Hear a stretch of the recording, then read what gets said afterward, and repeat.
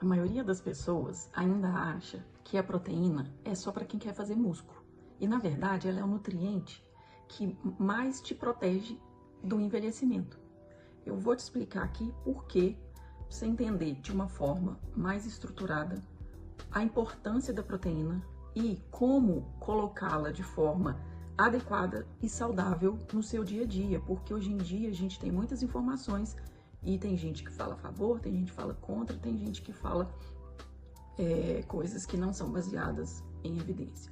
Então, por que a proteína ela é tão importante? Porque a proteína ela é, primeiramente, um nutriente que a gente não consegue armazenar, como a gordura que a gente armazena no tecido adiposo ou a glicose que a gente armazena tanto no músculo na forma de glicogênio ou na forma de glicogênio no fígado.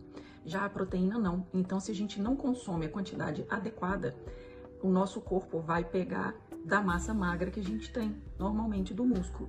Então, isso é vital para a gente poder entender o porquê desse consumo diário, porque a proteína ela está envolvida em todos os nossos processos metabólicos, porque ela é os hormônios, a composição dos hormônios, o nosso processo imunológico depende da proteína. A gente precisa também para a construção de massa magra e massa óssea, para a gente continuar as nossas atividades da vida diária, como andar, levantar da cama, todos os nossos movimentos.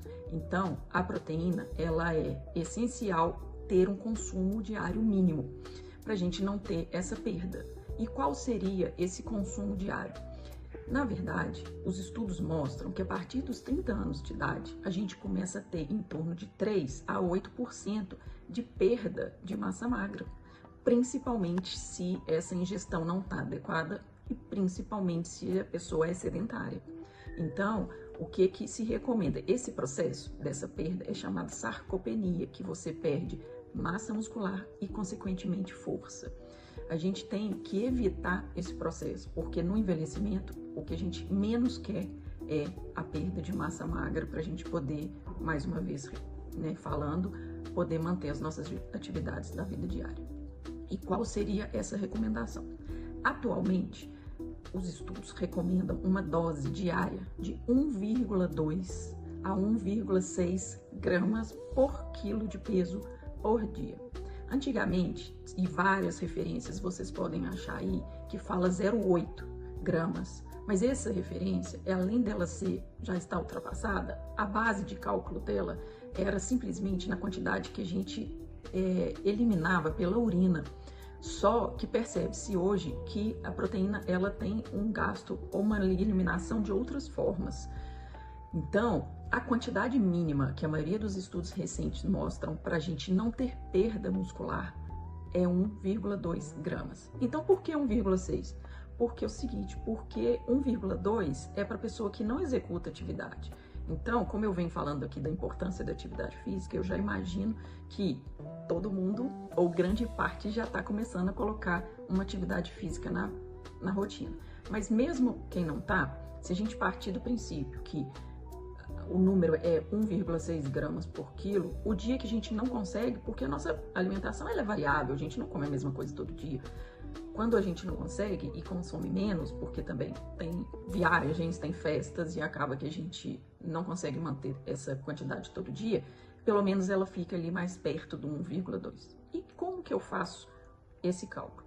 Na verdade, pessoas entre 60, 70 quilos ficaria ali entre 70 a 100 gramas de proteína por dia.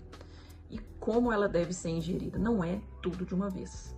Não vou lá e fazer 3 scoops de whey de uma vez e valeu, já fiz minha meta do dia. Não, porque a proteína ela não é totalmente absorvida em grandes quantidades. Então você tem que dividir em 3 a 4 porções por dia. Para ficar mais fácil, de 25 a 30, 35 gramas por refeição. Isso já te garante uma quantidade adequada de consumo diário. E como que eu sei essa quantidade em relação aos alimentos? Bom, tem os rótulos quando o alimento é processado, mas hoje em dia a gente tem o ideal né? É a gente consultar um profissional da nutrição que vai passar uma dieta balanceada, mas para quem não é possível, né, ou para já começar a colocar isso a partir de hoje na prática, hoje em dia a gente tem muita facilidade em relação à busca, né, por exemplo, com os robôs ChatGPT da vida, e que a gente consegue ter uma ideia de quais as quantidades que a gente precisa de determinados alimentos, né? E além disso, outra coisa importante é que nem toda fonte de proteína é igual. Então, você vai ter diferença de proteína animal e da proteína vegetal. Então, pessoas veganas que não consomem nenhum tipo de proteína animal, ela vai ter que reforçar muito a quantidade da proteína vegetal dela e muitas vezes vai precisar de suplemento, porque você conseguir uma quantidade adequada de proteína, você precisa realmente estar com uma dieta bem balanceada, principalmente por um profissional da área. Então, o que a gente tem que ficar atento? Quais fontes de proteínas a gente tem hoje em dia? Mas eu vou falar de numa alimentação básica. A gente tem as carnes, por exemplo, a carne vermelha, ou frango, ou peixe, são grandes fontes de proteína animal. Os ovos, aí você pergunta, a proteína realmente está mais na clara, mas se você come o ovo inteiro, a clara e a gema, você tem uma biodisponibilidade dessa proteína de uma forma melhor. E além disso, a gema tem algumas vitaminas que são importantes.